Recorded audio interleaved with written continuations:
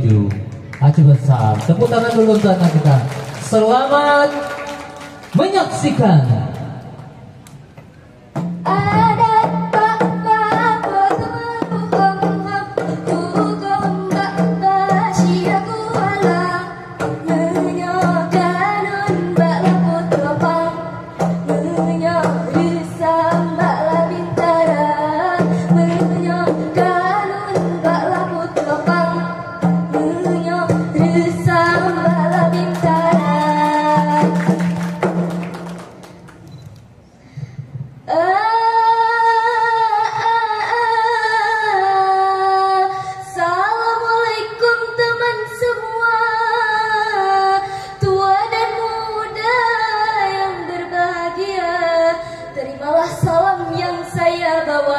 Wahai saudara yang saya cinta,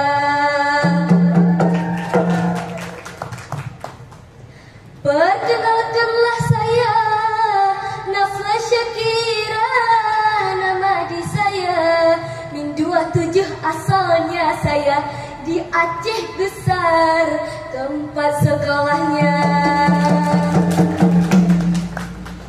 Pada kesempatan kali ini saya akan menceritakan tentang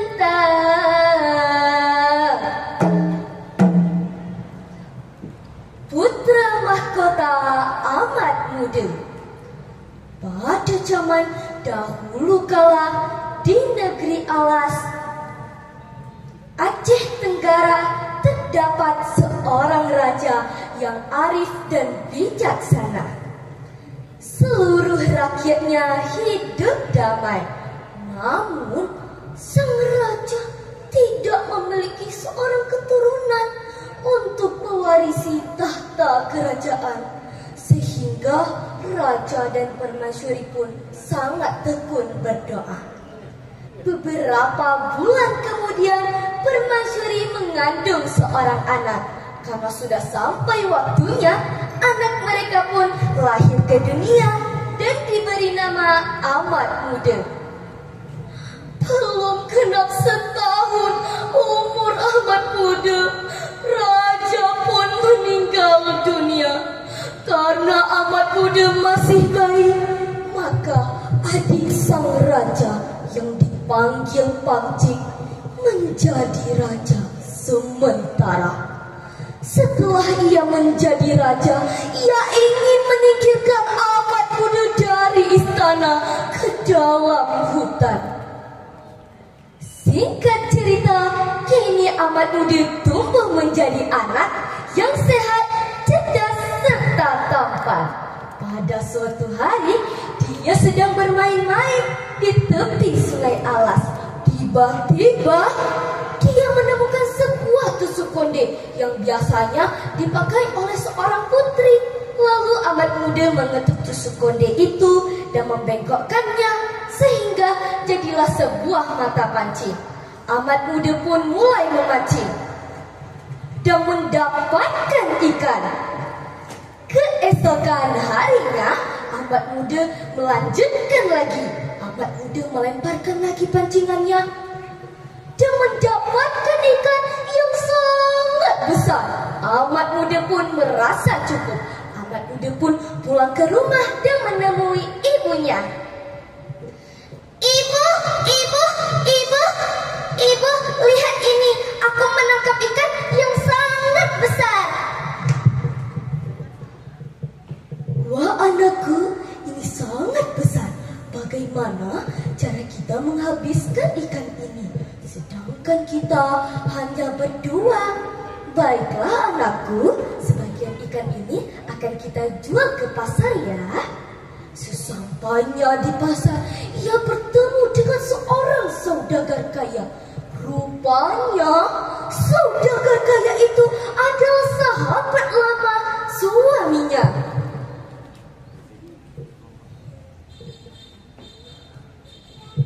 Permaisuri dan putra mahkota, mengapa kalian ada di tempat seperti ini? Tanya saudagar. Lalu permaisuri menceritakan semua yang terjadi. Dan setelah itu saudagar pun membawa pulang permaisuri dan amat muda ke rumahnya dan membeli semua ikan yang dijual permaisuri. Sesampainya di rumah saudagar, "Wahai istriku, perkenalkan, ini adalah permaisuri dan putranya amat muda. Sekarang tolong masaklah ikan ini agar kita nikmati bersama." "Baik, Kanda." Saat sedang memotong purut ikan, istri saudagar sangat heran mengapa di dalam purut ikan itu terdapat benda berkilauan. Kanda, lihat ini. Mengapa ada benda berkilauan di dalam purut ikan?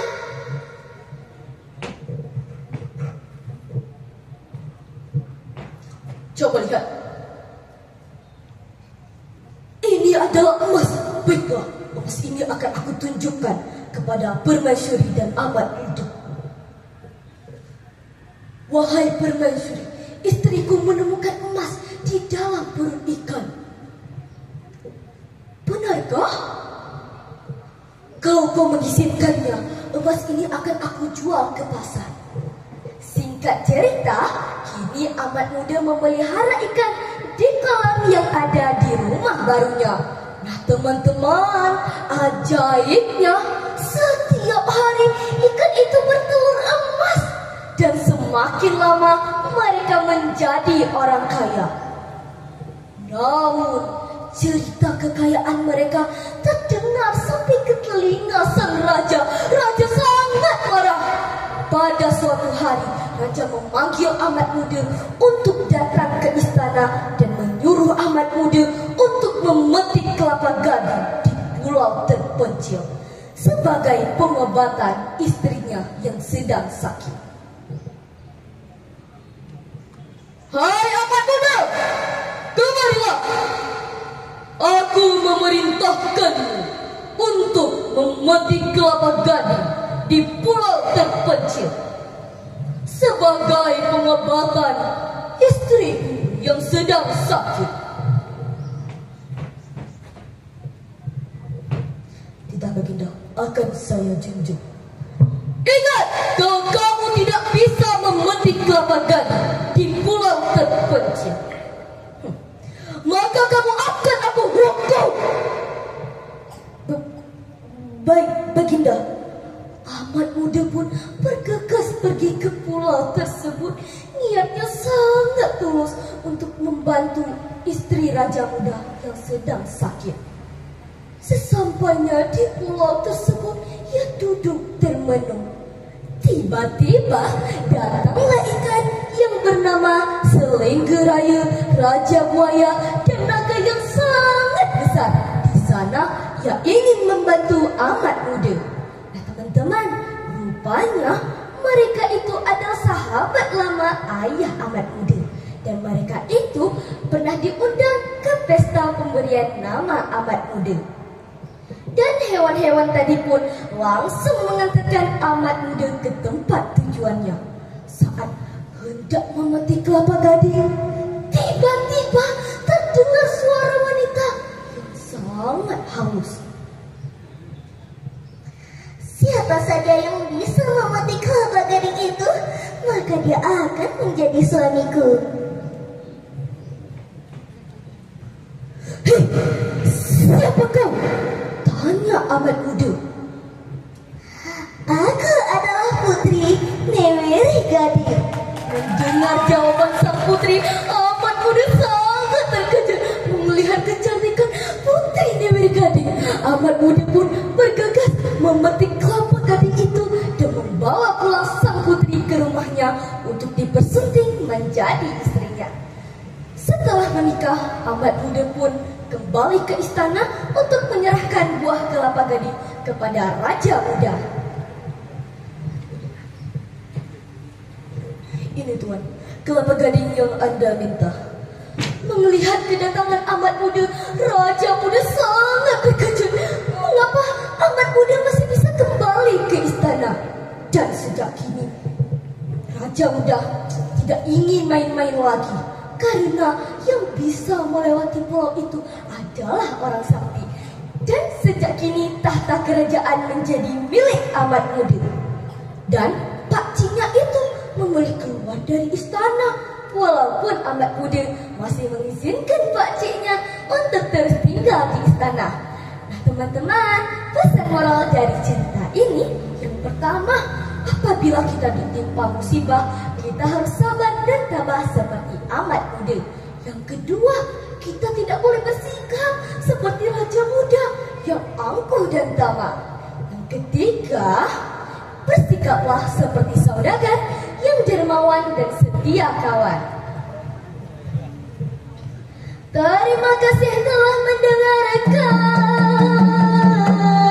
tuan dan puan cerita saya. Saya akhiri cukup sekian. Billahi taufik wal hidayah. Wassalamualaikum.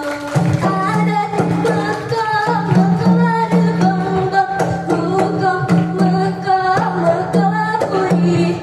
Adat hanjat hanjatlah kampung, hukum hanjat hanjatlah kaki. Yeay, itulah penampilan pertama dari anak kita.